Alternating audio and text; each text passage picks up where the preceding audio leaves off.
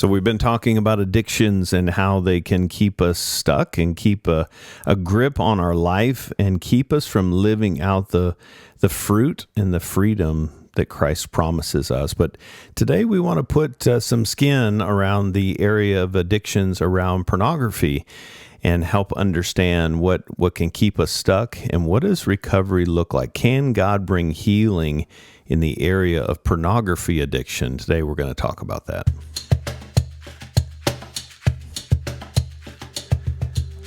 Welcome to Hope and Recovery, a Fellowship Celebrate Recovery podcast that shares hope and healing for our mental, spiritual, emotional, and relational journey through life-change stories and recovery topics, all centered around the Beatitudes, where Jesus, through the Celebrate Recovery principles, helps us to face our hurts, our hang-ups, and those faulty core beliefs that we believe about ourselves, God, and others, and ultimately face those habits, those compulsive behaviors or defenses or protections that we might form as a result, and even face those broken relationships to walk in freedom. I'm a grateful believer in Jesus Christ. I struggle with drugs and alcohol and perfectionism. My name is Rodney. I am the ministry leader of Fellowship Celebrate Recovery in Rogers, and so glad to be here back with you. I hope you've been enjoying these conversations around addictions and learning some things about all kinds of addictions. But today I want to put a little bit of skin on that and just give you some hope, especially in the arena of pornography and understanding that there is a process, that there is hope in this area of addictions. And I've got a great brother in Christ here that I love and respect. He's a friend and brother in Christ, and actually one of our leaders, a training coach here at Celebrate Recovery in Rogers. And I'm so grateful that he's willing to come on.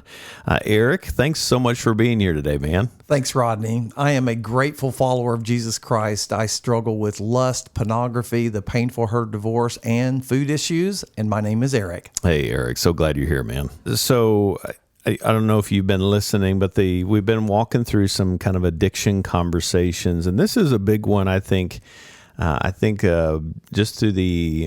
came out this week, actually. Can God really bring healing? And we want to give some hope to those that might be struggling with addictions. But man, take me as vulnerable as you want to be. I know we're on a platform where lots of people are listening, so I want to honor that as well. And I think you can kind of get some of those roots. But what did that path look like? As we were talking about, kind of the root of addictions is we're trying to fill this emptiness inside of us. What did that emptiness look like in Eric's life?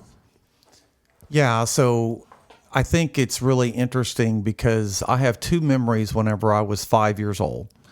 One of them was me accepting Jesus Christ as my Lord and Savior. My parents always prayed for me right before I went to bed, and my dad and I remember my dad kneeling down and me praying to ask Jesus Christ into my heart. So it's a great memory.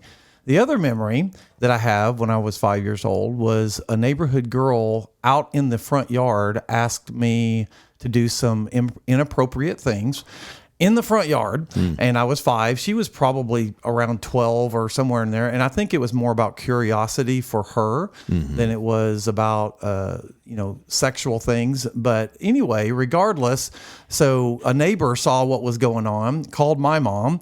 And my mom talked to me about it afterwards. Said, that's not something you want to do ever, and it's not something you want to do in the front yard. Anyway, that was, and even though that was not what I would consider a sexual experience, it was still an inappropriate. It was inappropriate, and it got my mind thinking that way. And so later, as I got older in adolescence, that memory of that happening in the front yard fueled my lust. And so whenever I'm at Celebrate Recovery, I say I struggle with lust first and then pornography. Lust led to pornography. So anyway, that was the beginning. When I was 8 years old, I remember my mom and dad had a collection of National Geographic magazines. They're not considered pornographic at all, but they had some naked they were an American African people, and those started fueling my lust. They excited me.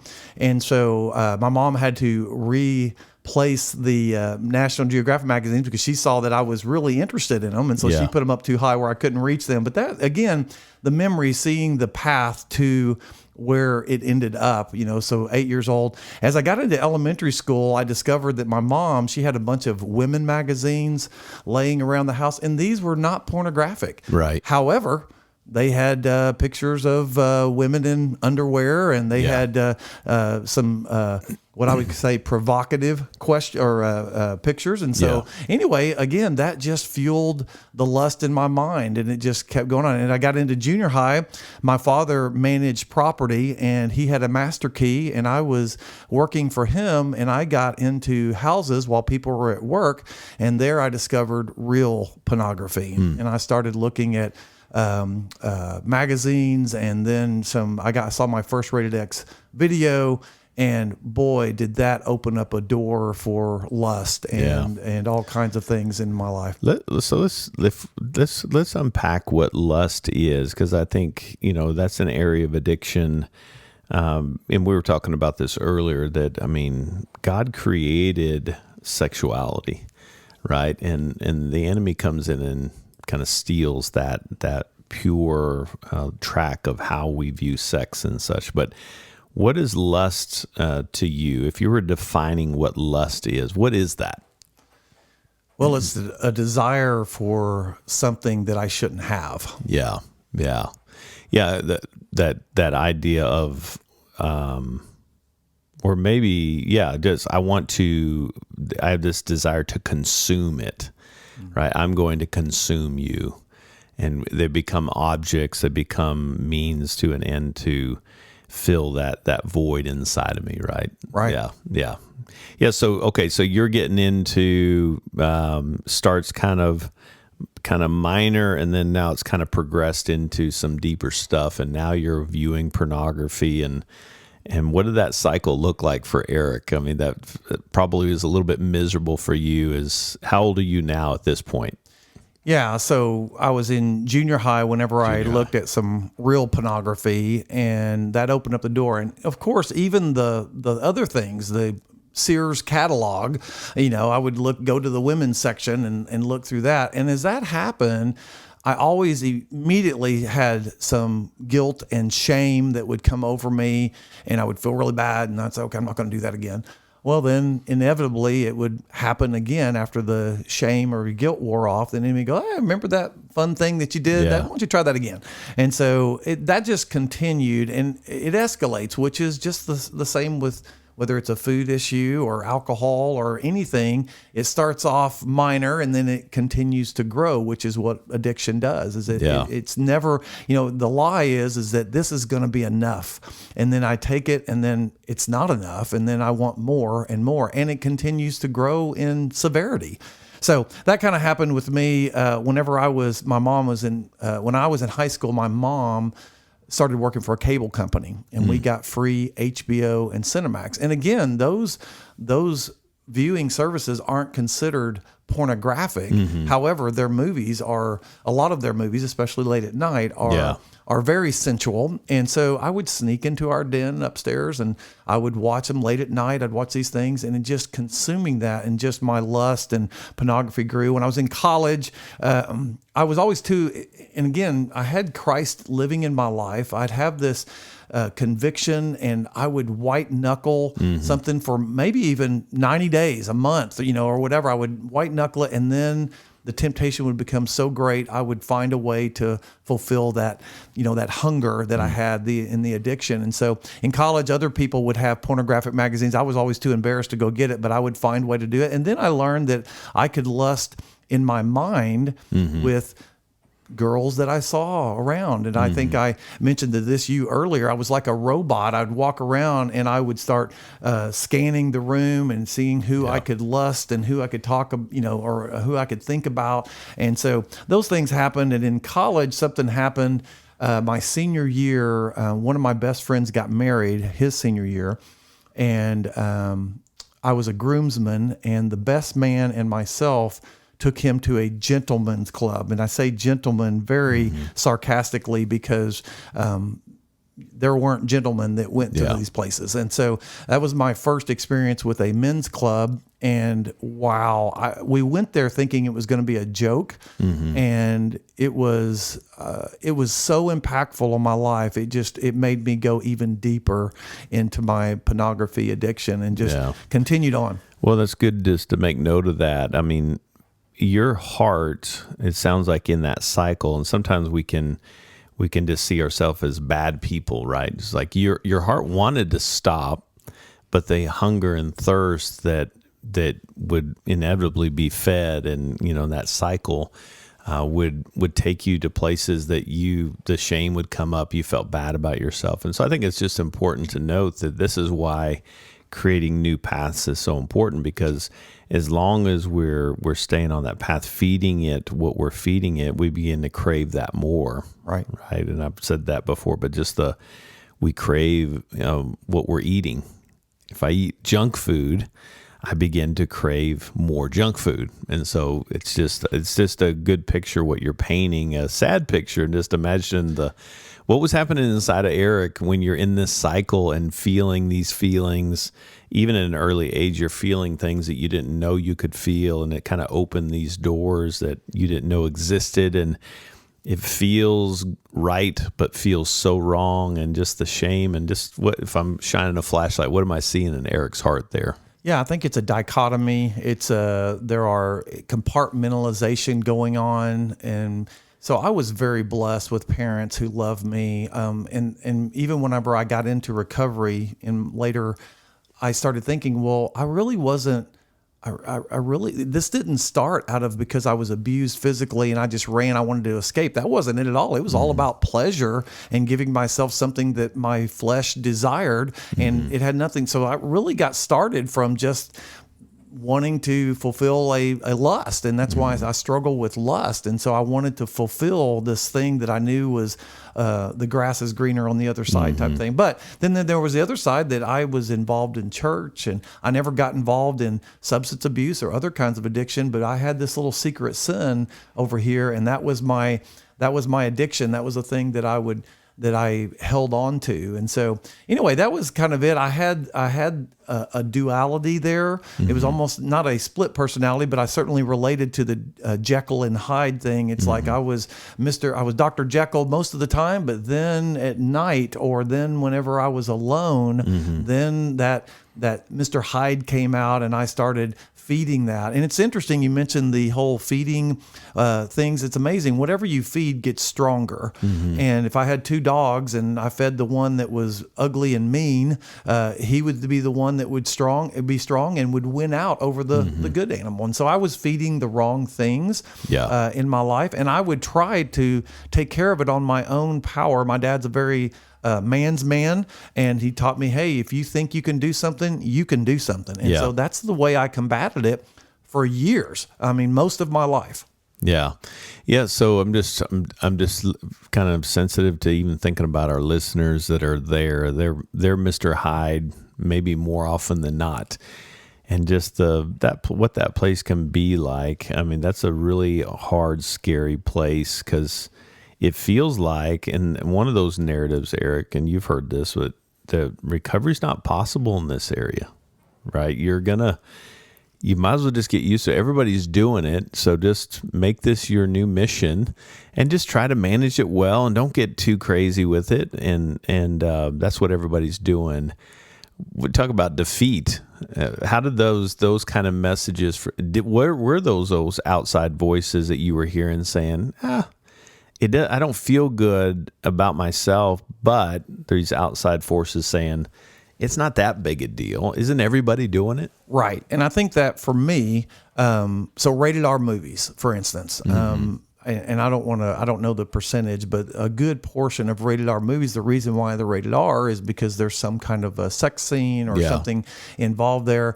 And I would watch rated R movies. This is just a movie. It's not a big deal. And everybody, I mean, women and men both go to rated R movies, and we'd go see that. I remember my wife and I going to see Titanic, and we were like, because it was PG-13 and there was a really strong scene in that, and I was like, wow. Yeah. But I would use that as a justification. It's like, well, it's just a rated R movie that everybody goes sees those whenever they're of age, Yeah. and I would go see those. But my intent was to see the nudity, was to see the inappropriate scenes in there, and I would see that, and that would lead me into deeper. I would say, okay, well, it's not much more of a jump for me to go watch this other video that has even more of that. So I think, again, the duality thing was the thing with me. I had this part of me, Jekyll and Hyde describes it really well. I would be, and I was very good about not involving myself in other addictions and other things, but boy, I had this other thing, and I kept it secret,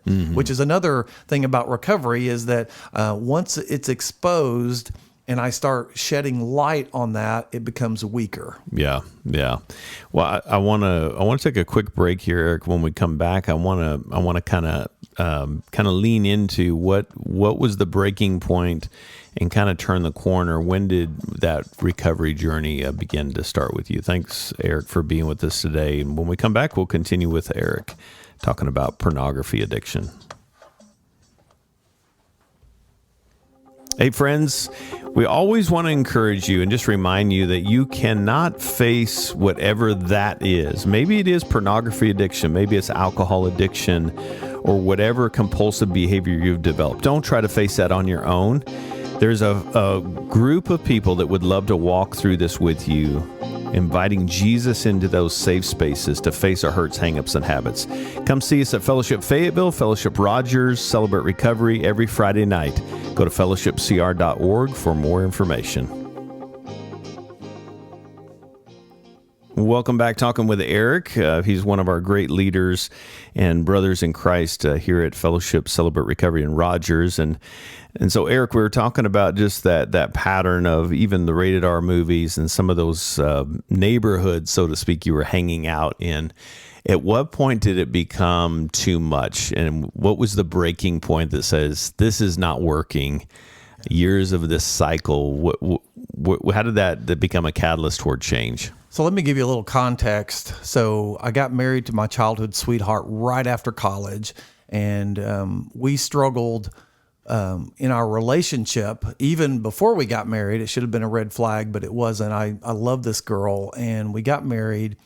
And as we continued to struggle, and she had some things that were a struggle for her, she would blow up, get really angry. She would leave for a weekend, come back. Anyway, as she started, there were some verbal problems there, verbal abuse. And as I started experiencing hurt through that relationship, I started reaching out to pornography even more. I remember one night after a fight going, and I had been asked to be an intern.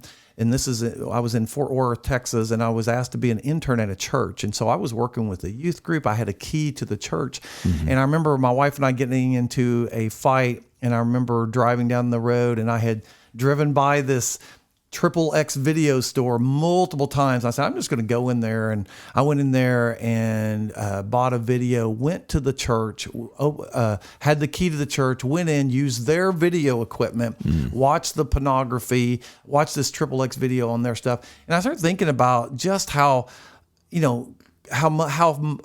far I had come in my addiction. And at one point, I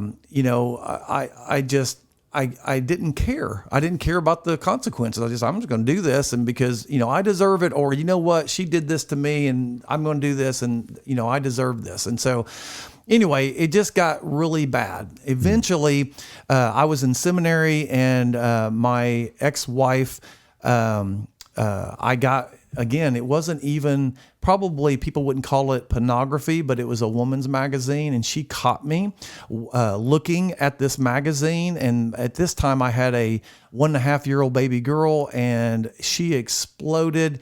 And that was the first time that she knew that I had an issue or a problem with lust and with that. And she kicked me out of the house. When I came back, all the furniture was gone. And so this kind of was a catalyst of like, okay, brought it into the light. this is a problem. Yeah. I've got a problem.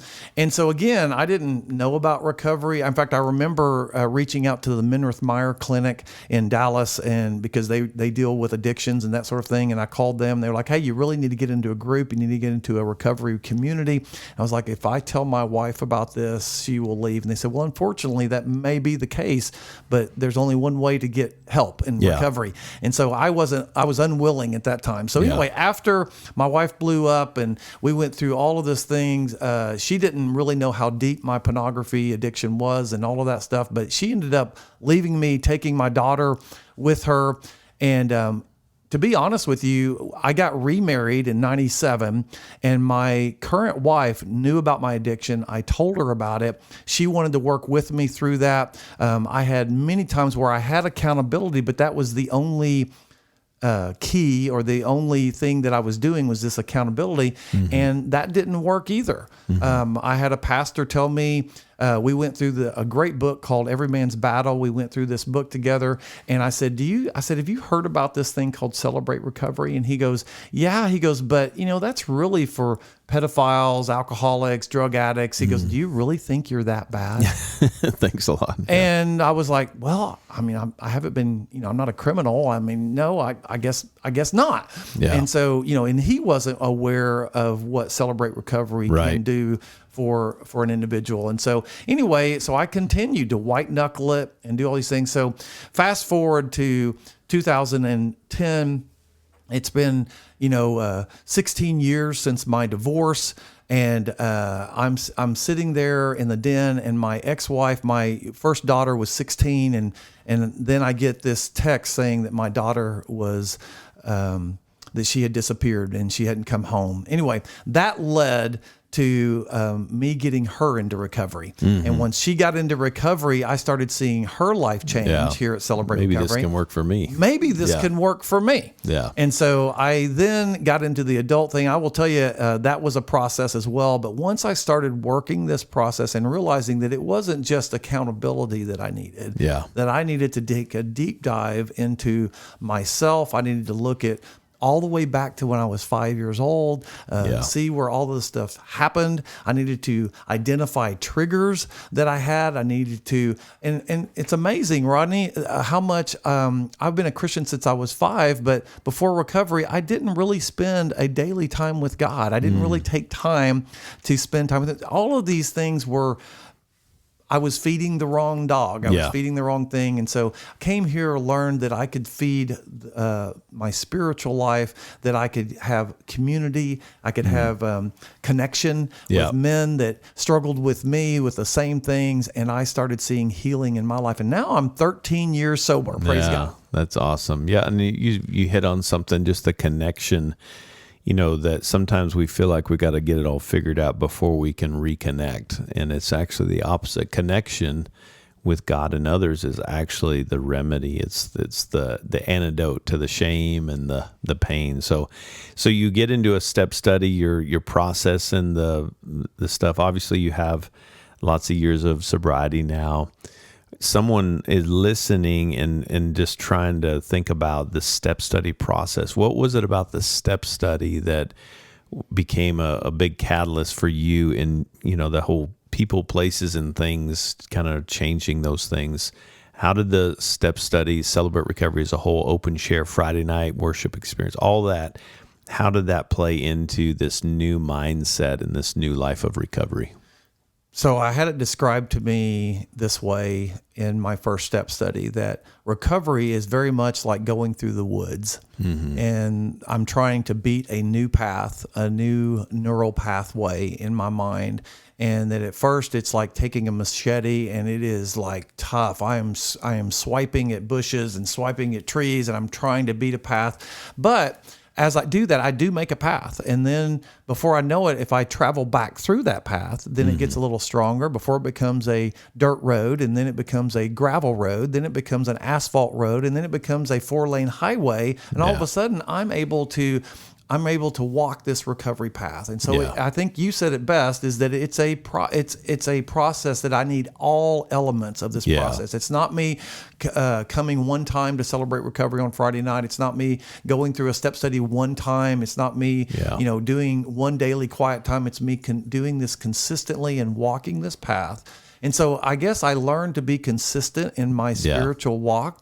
I mean, it really, I think I shared with you earlier, seminary, people that are going into ministry, this ought to be a required course because it really teaches a person how to walk with the Lord, how to draw near to God and become close to Him and continue that walk through our life. And so it taught me something that I will forever be grateful for, how to walk with Jesus. Yeah, I love that picture of the woods and kind of cutting through the debris. And you talk about that road, and this is just a good reminder of just the idea of stimulating our brain with something else, our mind with something else. But we have the highway here close to us.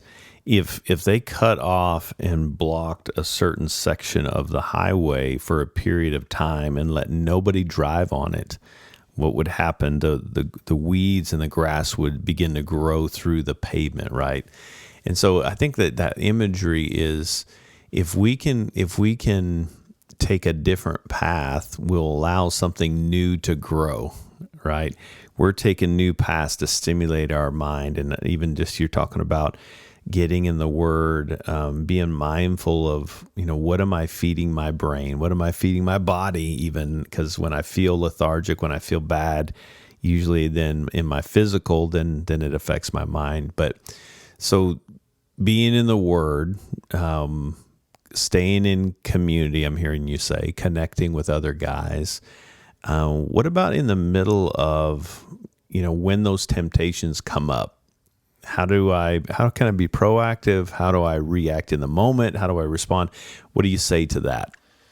So I think that Celebrate Recovery has taught me to really know myself and to evaluate my triggers. And we had this conversation before the podcast, that recognizing that, okay, maybe I don't need to watch rated R movies. Maybe I need to stop hanging around these neighborhoods that caused me, maybe that one little thing didn't cause me to act out or to have a problem right then, but it led, I could see the breadcrumb trail all the way to the relapse, and it started way over here. So it helped me to recognize where my triggers were and how to know myself and to know what I need to do. And like you said, feeding the spiritual, feeding that. And that includes Celebrate Recovery Friday night, Open Share, and Step Study. I've done 7 step studies. And so I think for me, the realization that, okay, I'm not going to ever be completely healed. In other words, I can't ever stop being close to God, because once I stop being close to God, then I'm going to go right back in. In fact, I would say to the person that's thinking, I need change. I need help. I need this. How can I do this? That going in knowing that the destination is not your sobriety, that's just a byproduct of the walk. And so if I said one thing that Celebrate Recovery, it taught me to walk with Jesus, and that I need this the rest of my life, and the byproduct would be sobriety. Yeah, I love that. And you talked about that in a recent teach. I love that. Yeah, it's not about just being sober, because we can become a slave to just managing our sobriety, right? It's like that picture of barbed wire around our life the rest of our life. It's like, ugh, that doesn't sound real pleasant. But having guardrails is important, right? And so knowing what you can and can't do is important, just to protect your heart so that you don't end up in that bad neighborhood is important. So Eric, somebody's listening, they're neck deep in this, and they have tried everything. They've done a million apps and, a rubber band on the wrist to pop themselves when they think, or I have to put $20 in the cup every time. I've heard some really, really bizarre things through the years. But what do you say to that person that's listening that's just sick and tired of being sick and tired in the area of pornography addiction? Right. I go back to the steps and the principles that we follow. And the very first step is realizing that I am not God. Yeah. That I've tried this over. I'm in a cycle of insanity, doing the same thing over and over again, and I cannot change this myself. I need help. And so once I come to that realization, then I need to do whatever it takes to get that help. And that was one of the things, and I love the saying that you have to hate your addiction or your problem worse than the pain of recovery. Because recovery, it's not I'm going to go one time and I'm healed. Yay, Yeah. I don't have to do Drive anything through else. recovery. So that's not the truth. The truth is that I need to work this process and draw near to God and continue to walk it. And then I'm going to see the byproduct of sobriety and hope.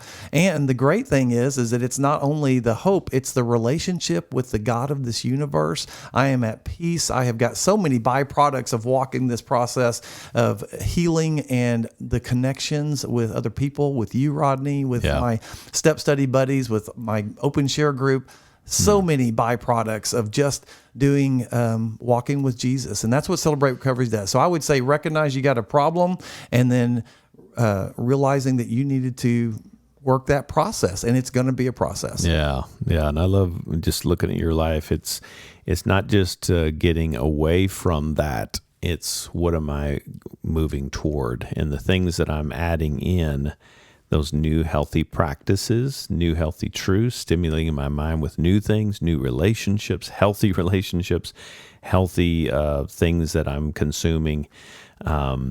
And then dealing with the wounds, right? Dealing with the wounds of the effects of that, and then owning our part in how we've hurt people around us through that. So I also want to say one last thing is that, we have a saying that we're only as sick as our secrets. Mm-hmm. And I kept that a secret for so long. And as long as I keep it a secret, it's going to have power over me. Yeah. And so bringing that into light, the fact that I'm on a podcast talking about my pornography addiction and going through that, is huge. Yeah. That I can talk about it on the other side now, saying that I have been free for almost 13 years, and it's only by the power of our higher power, Jesus Christ, but bringing that into the light and allowing others into that, especially God, but you, Rodney, as my sponsor, coming into that and saying, hey, you need to watch this. You need to be careful. Your wife is out of town. Maybe you need to let me know whenever she's out of town so I can keep you accountable. Letting other men into the space, letting God into this space, and just bringing it into light. So. Yeah, I love that.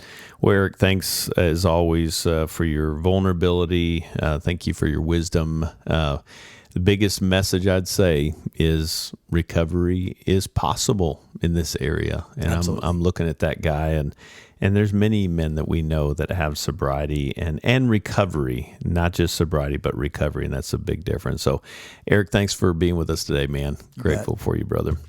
Well, I hope this has been beneficial for you, just to put some hope in a hopeless place.